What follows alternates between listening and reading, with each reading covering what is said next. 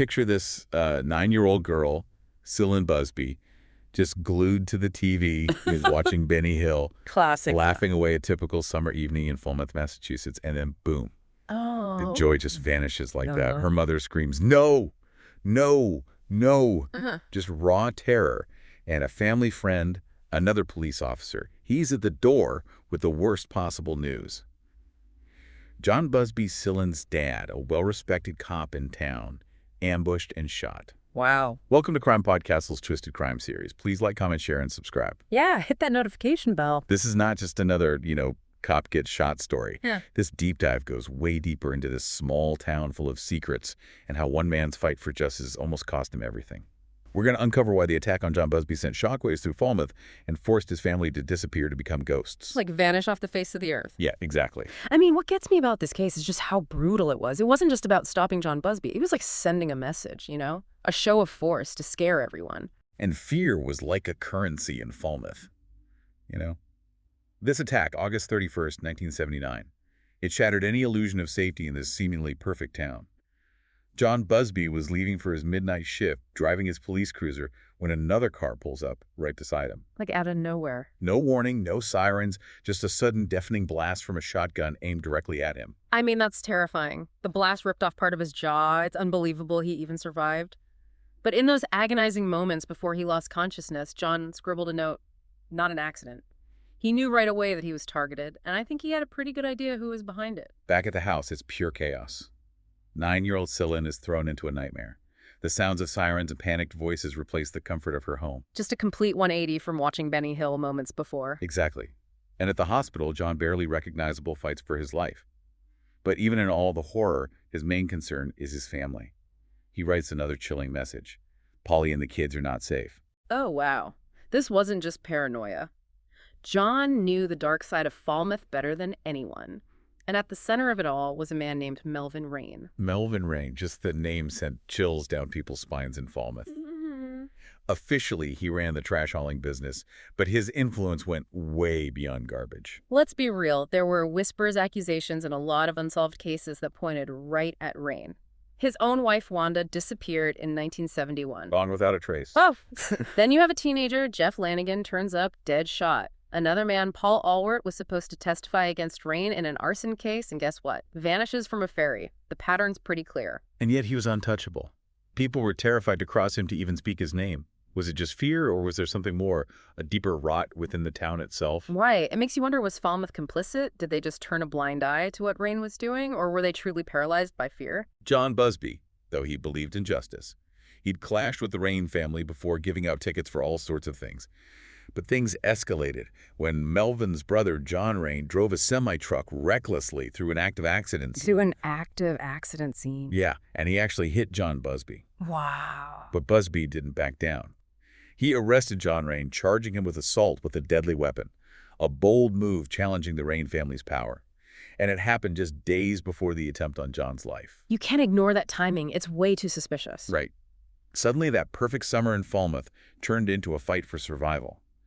The Busby family was under siege, constantly fearing that the man who tried to kill John might come back to finish the job. I can't imagine living like that 2047 police guard, their house completely dark, an attack dog named Max brought in for protection, even a sniper on their roof. Their life was transformed into a constant reminder of danger. And Cillin, she wasn't just watching this unfold. She was living it, hiding a steak knife under her mattress, listening for any sound. The carefree days at the beach replaced with this terrifying new normal. I mean, that's got to have a huge impact on a child. That feeling of constant fear becomes their whole world. It shapes their worldview in ways we can only imagine. It's hard to grasp the strength the Busbys needed to keep going, to hold on to hope, with that relentless fear hanging over them. But there's a twist in this story, something that makes it even more disturbing. Despite knowing about John's suspicions about Melvin Rain, the Falmouth police, the very people John dedicated his life to, they didn't even question him. It's unbelievable, right? Yeah. No investigation, no questioning. They even went as far as erasing the shooting from the police logs, like it never happened. Wow, that's a massive cover-up. So was it incompetence, fear, or something more sinister, a deliberate attempt to protect Melvin Rain? It's a chilling thought that the people who were supposed to uphold the law might have been involved in silencing the truth. Yeah. The Busbys realized they were on their own, facing a town that seemed either too afraid or unwilling to help. So they made a drastic decision. What did they do? They vanished. They disappeared. In the dead of night, with the police escort to the border, they were gone. They left everything they knew behind and started new lives under new identities. But can you ever really escape the past? The trauma, the fear that lingers even when you're miles away. We'll explore that when we come back. They traded the familiar shores of Cape Cod, for the rolling hills of Tennessee, as far from Falmouth as they could get. New names, new identities, a fresh start. It must felt like a whole new world. Right. But as we go deeper into the year we disappeared, you start to understand that escaping a physical place doesn't erase the psychological scars. It's true. You can run, but you can't hide from your own mind. They escaped the very real threat of Melvin Rain back in Falmouth, but then found themselves trapped in this prison of fear and paranoia in Tennessee. It's like trading one prison for another. Their new home, this remote, it should have been freedom, a chance to heal and rebuild. But instead it became this self-imposed exile, a fortress against a threat that might or might not still be hunting them. That constant fear must have been exhausting. Absolutely. John especially, he really wrestled with his internal conflict. He was a man of action. A sop trained to face danger head-on. But here he was forced into hiding his family, bearing the brunt of his decision to stand up to Rainey. That's a heavy burden to carry, the weight of their safety resting on his shoulders. Right. And Cillin talks about her dad becoming a shadow of his former self, withdrawn, consumed by this simmering rage that had nowhere to go. It's understandable, though, right, to have all that anger bottled up inside. Of course. It's hard to imagine what that must have been like for them, living under that kind of pressure all the time. And for Cillin, the trauma just kept piling on. She had to create this whole new identity, bury her past, and live with the knowledge that the man who tried to kill her father was still out there. That's a lot for a young girl to process. It makes you think about the cost of survival. What parts of yourself do you have to sacrifice to stay alive to keep your family safe? It's a question that keeps coming up in their story. Their existence in Tennessee was this constant balancing act. They needed to disappear to blend in, but they couldn't shake the feeling that Rain's reach was endless. Every stranger could be a threat, every car backfiring a potential ambush. That sounds terrifying. I can't imagine living like that, always looking over your shoulder. John, he tried to find some control by pouring himself into the farm, chopping wood, mending fences, just back-breaking labor that seemed to be the only way to channel his rage. I read that he actually smashed a perfectly good wheelbarrow once, just to release all that pent-up fury. It's a powerful image that really shows the psychological toll this whole experience took on him. It's like all that anger had to go somewhere. And then there's the silenced rifle. John, driven to the edge by the lack of justice, the feeling that Rain was still out there, he decided to take matters into his own hands. He was going to go after Rain himself. Yeah, his plan was to track him down and end the threat once and for all. It's chilling to think how close he came to crossing that line. I mean, can you blame him? The system failed him. The police didn't do anything. Rain was walking free. It makes you think about what happens when people feel like they have no other options. It's a difficult question, but it speaks to the desperation, the feeling of powerlessness that can consume someone who's been betrayed by the very system they believed in. Right. It makes you wonder about the ripple effects of trauma, how it can distort our sense of right and wrong and push us to make choices we never thought possible. What does that say about the true cost of violence, not just on the victim, but on everyone around them? It's a question worth pondering.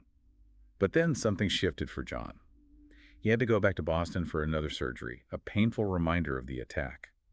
And while he was there, he was forced to confront the physical scars he'd been hiding under his beard. It's like those wounds reopen the anger, the desire for revenge. And the book mentions that he even visited an uncle who offered him a silenced rifle. It's almost like fate was tempting him down that dark path again. It's like he was being pulled in two different directions. But when he came back from surgery, he made a huge decision. What was it? He said, I'm done. Done with the surgeries, done with the trips back to Boston, and most importantly, done with the revenge plan. Wow. That must have been a huge weight lifted off his shoulders. Yeah. It was a pivotal moment, a testament to his inner strength and his love for his family. He realized that revenge wouldn't bring healing. It wouldn't erase the pain. It would only create more suffering. It's a decision that speaks volumes about John's character. To choose forgiveness over revenge, it's not an easy thing to do. Absolutely. It would have been easy to give in to that anger, to that need for payback. But he chose a different path, a much harder path, one that focused on healing and moving forward. Right. And what about Celine? How did she cope with this new reality? This life filled with secrets and fear? It couldn't have been easy for her. She had to create this whole new identity, bury her past, and live with the constant fear that the man who tried to kill her father was still out there. It's just heartbreaking to think about the childhood that was taken from her, all that innocence lost. And yet, Celine's story is a story of resilience. She didn't let the trauma define her. She found ways to turn her experience into something positive. She became a writer and advocate for children, using her voice to help others who've been through similar darkness. That's incredible. It's like she took back her narrative, reclaimed the power that was stolen from her. Exactly. She refused to be a victim. She chose to use her experience to empower others to shed light on the hidden consequences of violence and trauma. It's a powerful message. So what about Melvin Ryan? Did he ever face justice for what he did to the Busby family? Well, that's where the story takes another unexpected turn. In 2003, 24 years after the shooting, John Ryan Melvin's brother confessed to the whole thing. 24 years. Wow, I can't imagine what the Busbys must have felt hearing that news after all that time. It must have been a whirlwind of emotions, vindication, knowing that John was right all along, but also this bitter realization that justice delayed is often justice denied. Because by then, the statute of limitations had passed. Exactly. Melvin Ryan couldn't be charged for the attack on John Busby. He eventually ended up in an institution suffering from Pick's disease, a form of dementia that robbed him of his memories and his ability to think clearly. It's a strange twist of fate, isn't it? The man who terrorized an entire town who used fear as a weapon ended up a prisoner of his own deteriorating mind. It really makes you think about the nature of justice and whether it was truly served in this case. So what can we take away from this deep dive into the year we disappeared?